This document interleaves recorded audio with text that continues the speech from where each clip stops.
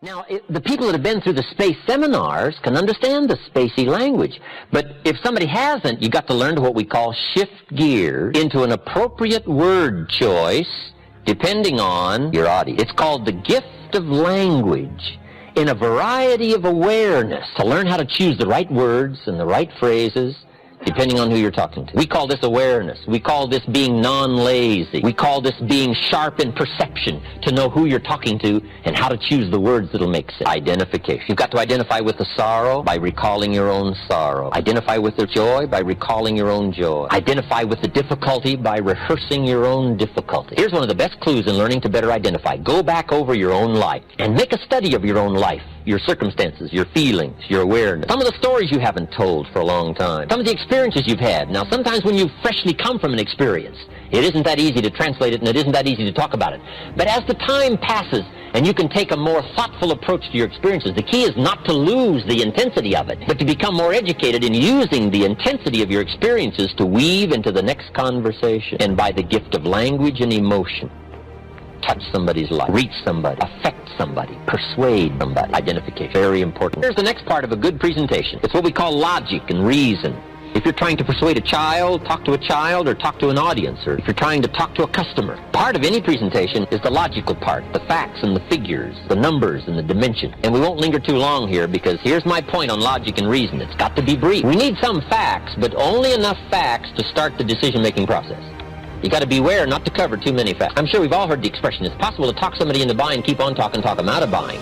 Here's where this problem usually occurs.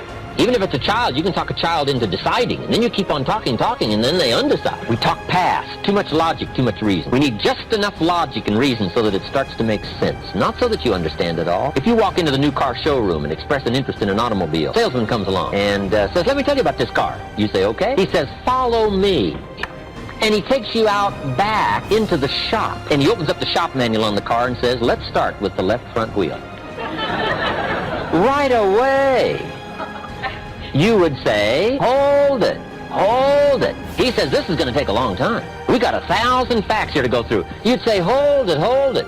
You don't need 1,000 facts to decide about this automobile. How many facts do you need?" About a half dozen. And if somebody makes the mistake of going beyond the half dozen, here's what they're going to do: lose their audience. So you got to make sure you don't get into too wide range of facts and logic, because here's why. Most decisions are made emotionally. We need just enough logic so that it makes sense, but we're going to do it probably out of emotion. So the key is to be brief with logic, reason, fact, because too much of anything is too much, right, at one time. What if you sat down to a steak dinner and you were real hungry, so you cleaned it all up? What if they cleared that away and brought you another one? Well, let's say you're real hungry, so you go for the second. What if they cleared that away and brought you the third one? See, that third one doesn't look good. In fact, if you start on it, you'll probably lose the whole thing, right? I mean, too much is too much. Because one of the best ways to help somebody in communication is learn to attack the problem, to attack what's wrong. But here's the refinement of the skill that leaders must have: to attack the problem but not the person. We also express this particular part called attack and confess. One of the best ways to attack something is to confess you've had the problem. Use yourself as example one. Then use some others we call third party. Let me tell you about Mary. If Mary was here, she would confess. But she isn't here, so I'll confess for her. She put it off. She had the problem. If she was here, she might even try to persuade you with tears, right? We call that third party. But one of the best is to use party one, called you, to attack the problems. Now, what are some of the things that need to be attacked? Let me just give you some examples. It's a pretty long list, but we'll have to just be sufficiently satisfied with a few, and you can continue these studies on your own. Procrastination, that's a good one, front and center. We've got to attack procrastination because it's so insidious. It eats up such large chunks of your life and leaves you in a small corner. Putting it off, delaying, letting it slide. Now, I'm one of the best to attack procrastination because I confess to being one of the all-time great procrastinators. I've done a lot of things, but I've put a lot of things off. Procrastination. I am so good, I could teach it. Procrastination. I can show you how to do it so it don't show. I mean, I'm so good. I'm so good. But I also know the pain of procrastination. I also know the regret that comes from procrastination. I can also show you pieces of my life missing, never to be repaired, because I let it slide. Now, see, if we all studied our own lives And we're trying to help somebody with this insidious disease of procrastination and putting it off. Front and center, we use ourselves as best example because you feel the strongest about your own experiences and your own emotions. Do you think you could help somebody with procrastination? Developing this skill of going back, rehearsing your own life, and coming up with the essence of the emotion and the experience to try to illustrate to somebody how insidious it can become and how devastating it can leave your life and what'll be missing if you let it slide. That's what we call learning to attack the problem. Now, underline the word attack. It's very important to go after the insidious. The great leader of the Christians said, "The things I once hated, I now love. The things I once loved, I now hate." It's so important to incorporate both love and hate in the same conversation. Now, let me give you the dilemma. This stuff isn't easy. It's so easy to be careless with words and get the wrong reaction. What if you meant to say, "What's troubling you?" and instead you said, "What's wrong with you?"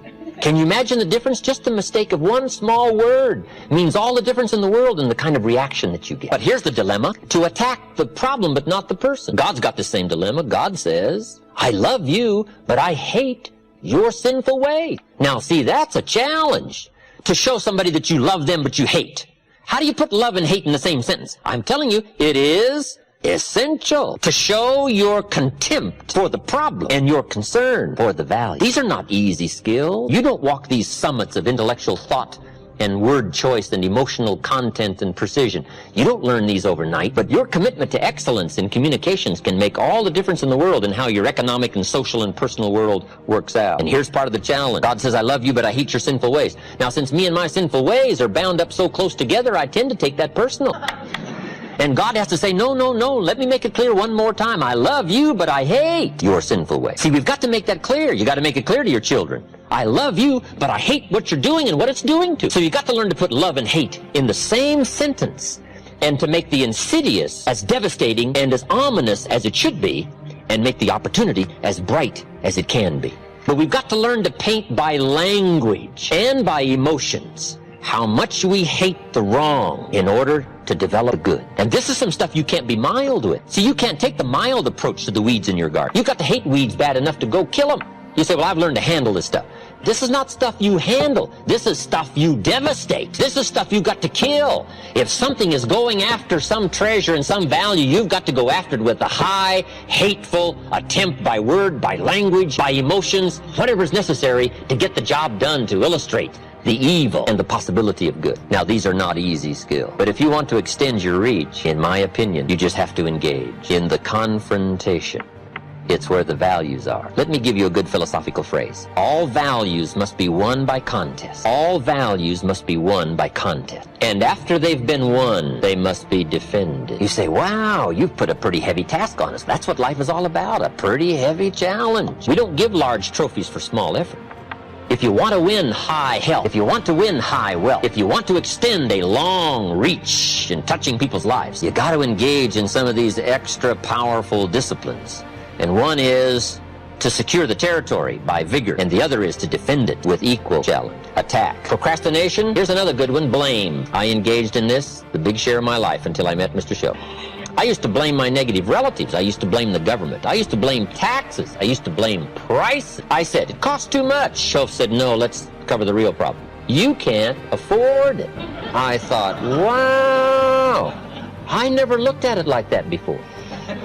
Shoaff said, "Sir, you must intellectually understand, it's not it that's your problem. It's you that's your problem. It's not out there that's the problem. Out there is like it's been for 6,000 years. You can't cure that. But what you can cure is errors in judgment, errors in attitude, errors in activity, errors in misjudging results." I found that the errors were within. But see, he had to go after me on that point. Here's the next one. Excuses. Wow. We've got a million. I'm too short. I'm too tall.